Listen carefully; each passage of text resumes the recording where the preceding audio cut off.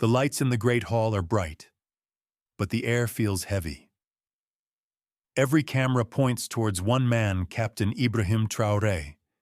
His hands rest calmly on the wooden desk, yet the silence around him trembles like a storm about to break. Bankers, ministers, and envoys from distant nations lean forward, whispering the same question. Will he really say it? And then he rises. His voice cuts through the murmurs, steady, unshaken. Burkina Faso, he declares, will borrow no more. A breathless pause fills the room. It is not just a statement. It is a rebellion against the invisible chains that have bound Africa for generations. It is the Ibrahim Traoré moment, a spark that will echo across deserts, rivers, and oceans.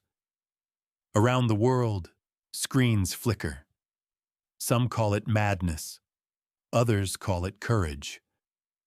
But deep in the hearts of millions, something begins to stir a forgotten pride, waking once more. If you believe Africa deserves its voice back, stay with me. Subscribe, share this light, and let your spirit walk beside ours. Because what happens next will shake the foundations of power itself. The room holds its breath. Polished shoes still, pens frozen mid-air. Ibrahim Traoré stands before them, a young captain in a sea of gray-haired economists. The emblem of Burkina Faso glints softly on his chest, as though it, too, listens. I come not to beg, he begins, his tone calm, almost tender. I come to declare. The phrase rolls through the marble hall, landing like thunder disguised as prayer. For a second, no one moves. Then the whispers start gentle ripples around a stone of defiance. On the screens behind him flash the figures that have long haunted his people. Interest rates, debt ceilings, repayment deadlines. Numbers that once promised progress but delivered chains. The same graphs that turned hope into accounting. He points to them and says quietly, "These are not our dreams. These are your prisons." Cameras zoom closer. The world wants to see his eyes. Are they furious? Afraid? No. They are steady. The eyes of a man who has seen too many harvests stolen by signatures written far away.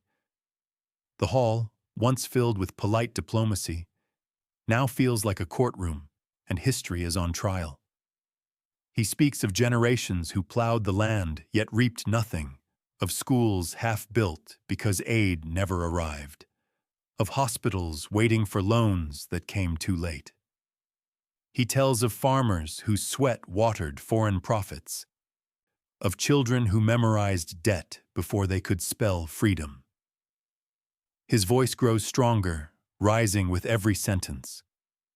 Outside, the wind of Ouagadougou carries dust and promise. In the markets, people gather around radios. In small cafes, televisions hum with the live broadcast. Mothers hush their children. Elders murmur prayers. Somewhere, an old man lifts his hat and whispers.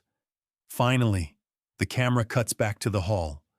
One delegate shifts uncomfortably.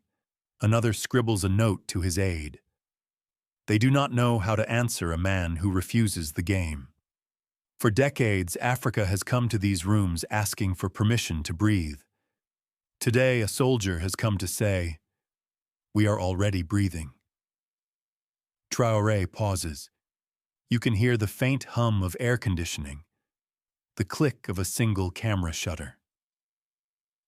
Then he says the words that will echo far beyond these walls. From this day, Burkina Faso stands economically independent. No applause follows, just silence vast and trembling. For a heartbeat, even the interpreters forget to translate. Then, slowly, the reaction begins. Chairs creak, papers rustle, the faces of officials harden into porcelain masks. Somewhere, a banker's hand clenches a pen until it snaps. Newsrooms across the globe ignite. Headlines spin faster than truth. Burkina breaks from IMF. Young captain defies the West. In living rooms from Harlem to Harare, screens glow with disbelief. But in that instant, none of it matters to Traoré. He is not speaking for applause. He is speaking for history. He remembers the voices of his ancestors, the miners, the mothers, the soldiers who never returned. Their pain runs through his veins like electricity.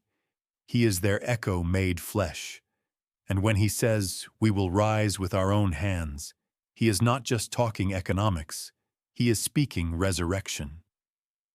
The preacher's rhythm seeps into his tone, steady, deliberate, relentless. Let those who wish to invest come as partners, not masters. Let trade replace charity, dignity replace debt. The audience, unsure whether to applaud or condemn, remains still. They know they have witnessed something rare, a man unafraid of consequence. Behind him, the flag of Burkina Faso sways slightly in the air conditioning, red and green against sterile white marble. It looks alive, almost defiant. The journalists whisper that this could spark unrest, that investors will flee, that sanctions may come. But in every whisper there hides a sliver of awe. Somewhere in the back row, an old African diplomat wipes a tear. He has waited 50 years to hear those words spoken without apology. Around him, young delegates nod quietly. Across the continent, the pulse quickens. Because one declaration has done what decades of meetings could not remind Africa of its own voice.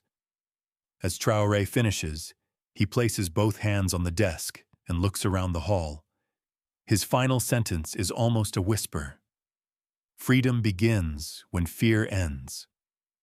Then he walks away, leaving the microphone still humming, the cameras still rolling, the world still wondering. Outside, the sunlight blazes on the city's red dust.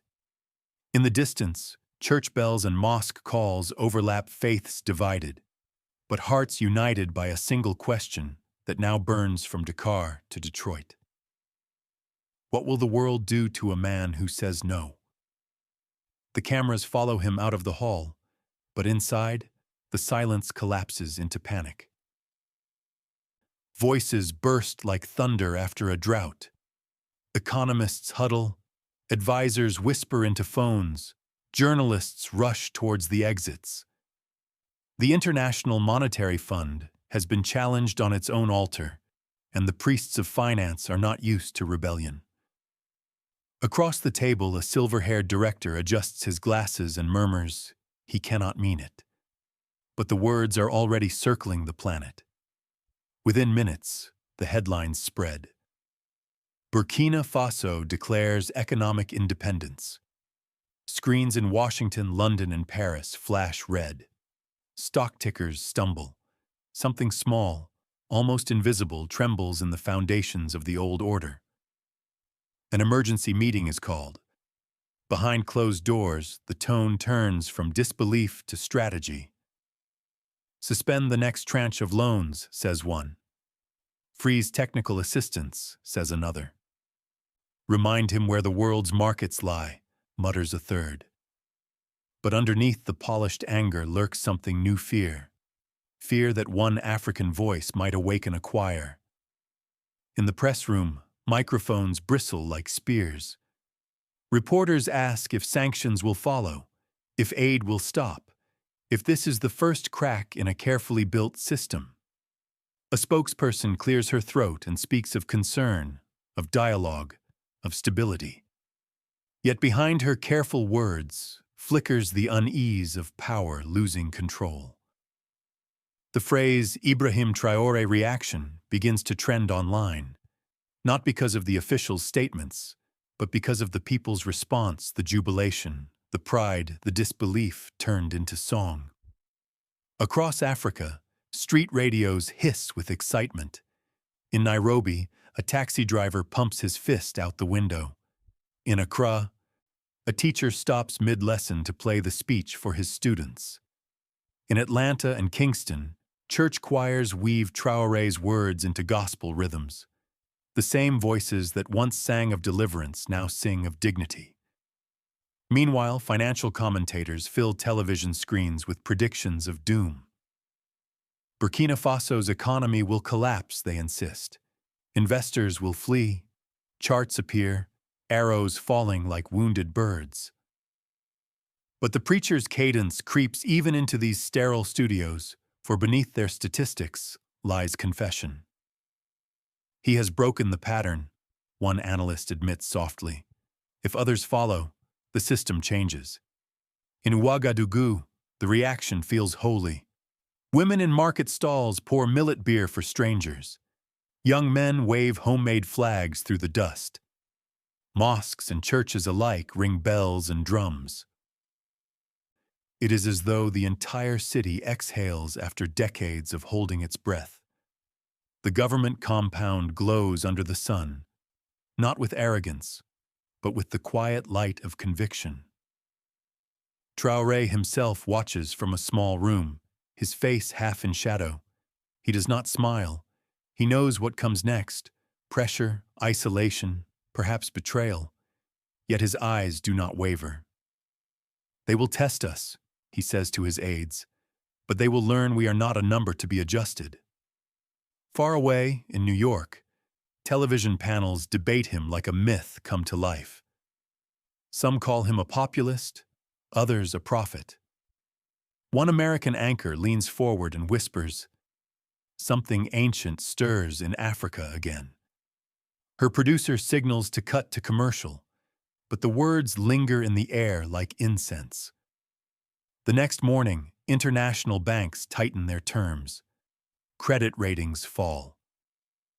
Consultants warn of chaos, yet, paradoxically, small investors in Ghana, Senegal, and Nigeria begin wiring money to Burkina startups, whispering, "Let's build our own."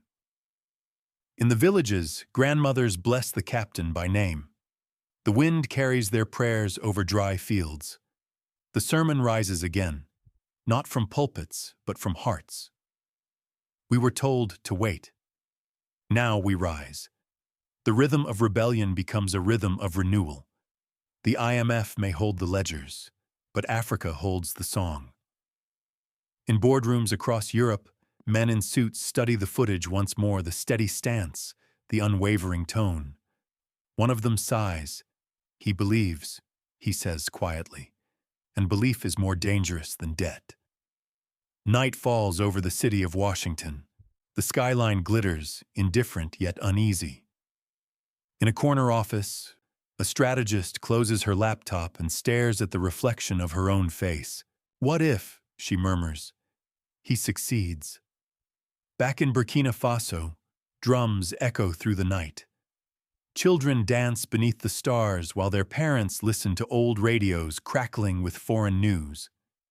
The continent has not changed. Overnight poverty still bites, and roads still break. But something unseen has shifted. It is as if history, long frozen, has taken its first breath again. And somewhere in the corridors of global finance, an unspoken truth creeps like dawn through drawn blinds. Once a people remember the taste of freedom, no spreadsheet can make them forget. Morning breaks over Ouagadougou with a strange quietness. The markets open, but the laughter is thinner. The decision has fallen like rain, and no one yet knows whether it will nourish or drown them. By the gates of the central bank, posters of Captain Ibrahim Traoré flutter beside the Burkinabe flag. Beneath them, traders whisper, "Will they punish us?" The punishment begins not with soldiers, but with silence. Wires that once carried foreign money now carry polite refusals. Partners postpone contracts. Accountants speak of technical issues. Imports stall at ports that suddenly require new papers. On the radios, experts speak of uncertainty. In the villages, people speak of courage. Prices rise. Fuel becomes scarce. Yet in the hardship, there is a strange dignity. Women queue for flour, heads high, telling their children, "This is the cost of standing." Men repair old machines instead of ordering new ones. Students plant vegetables behind classrooms. It is as though the nation has decided to answer every sanction with a seed. The government hall glows through long nights. Ministers work by lamplight, drafting plans for local industry, for homegrown medicine, for food independence. The captain walks among them quietly, reminding each, "We are not victims, we are builders." His calm steadies the storm, but the burden is real. He sees exhaustion in their eyes, pride in their hearts, and he knows that freedom is heavier than chains.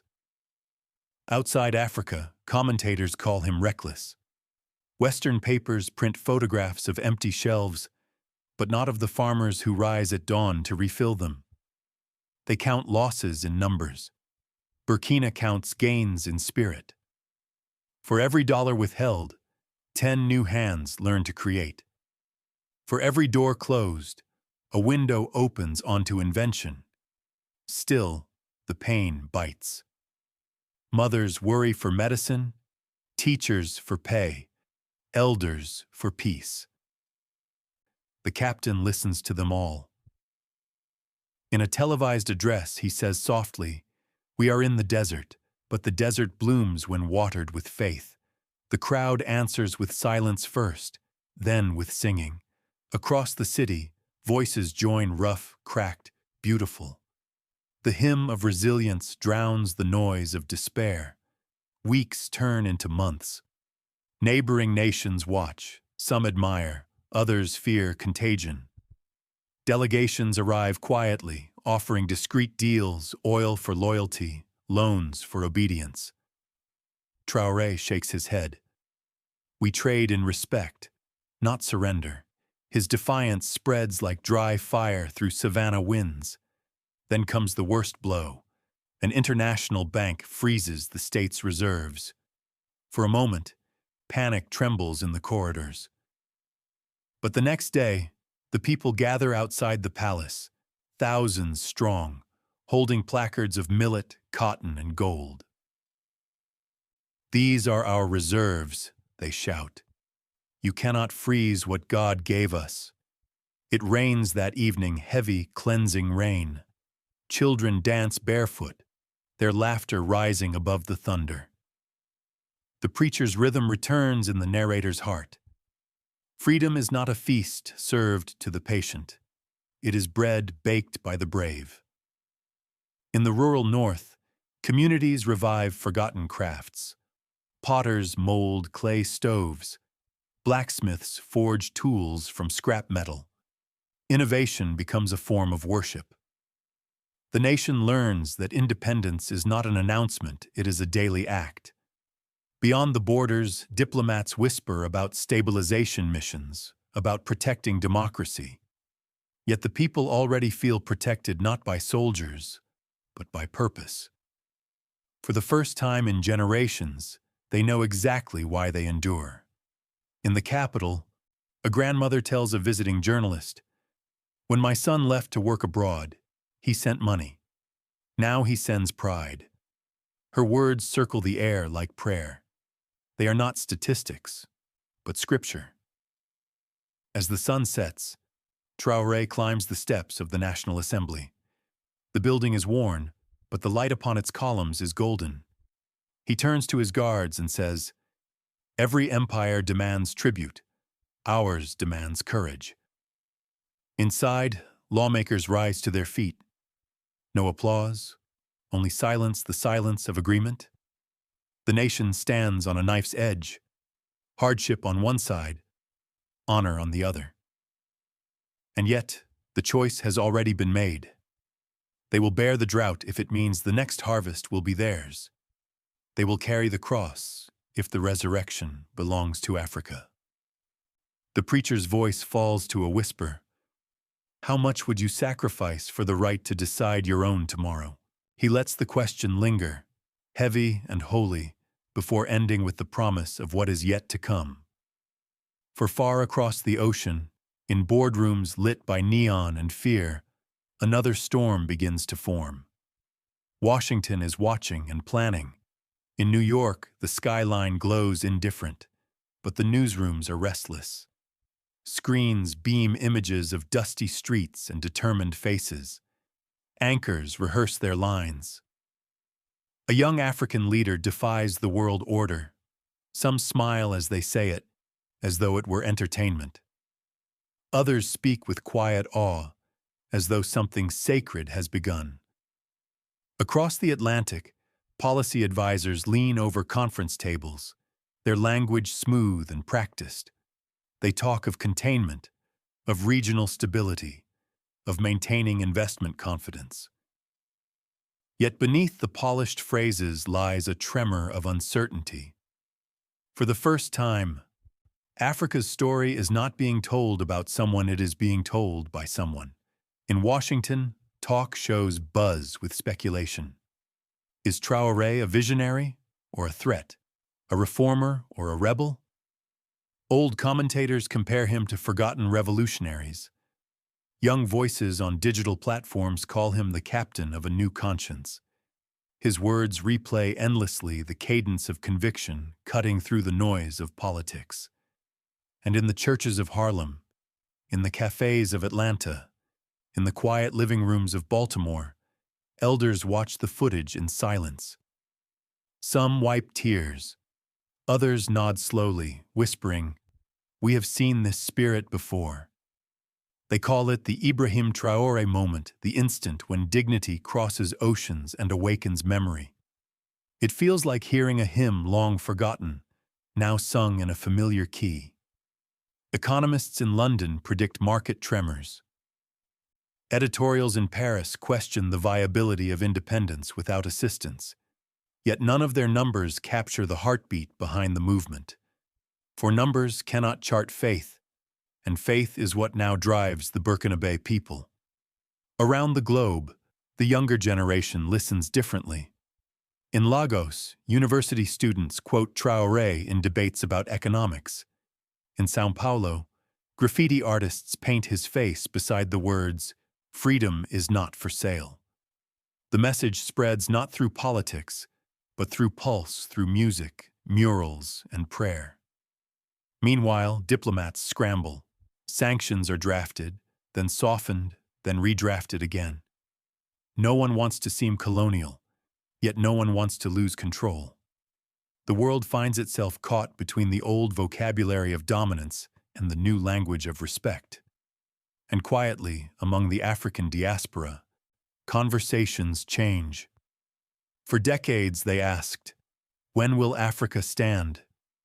Now they ask, "How do we stand with her?" The echo of that question reverberates from Brooklyn to Brixton, from Chicago to Cape Town.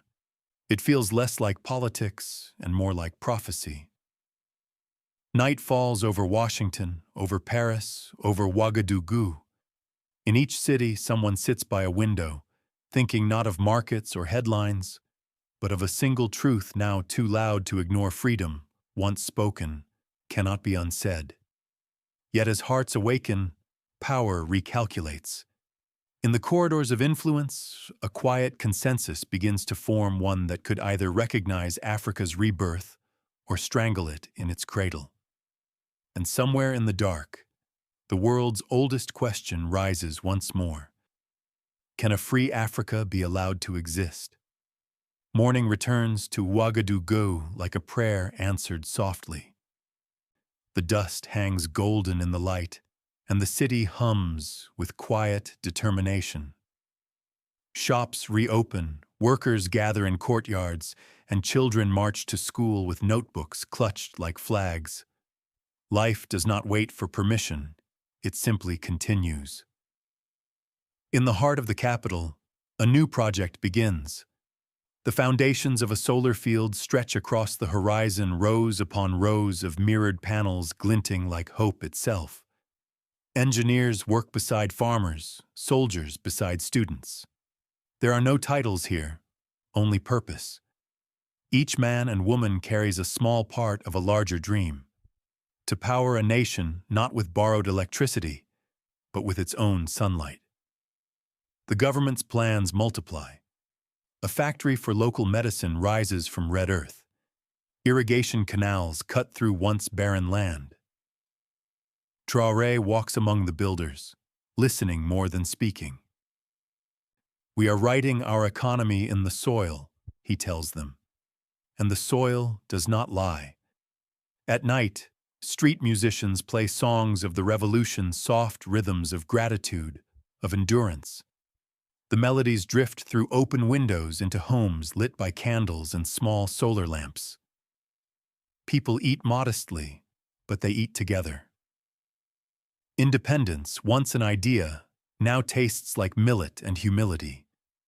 Neighboring nations watch with measured eyes. Some send quiet envoys, others offer partnerships.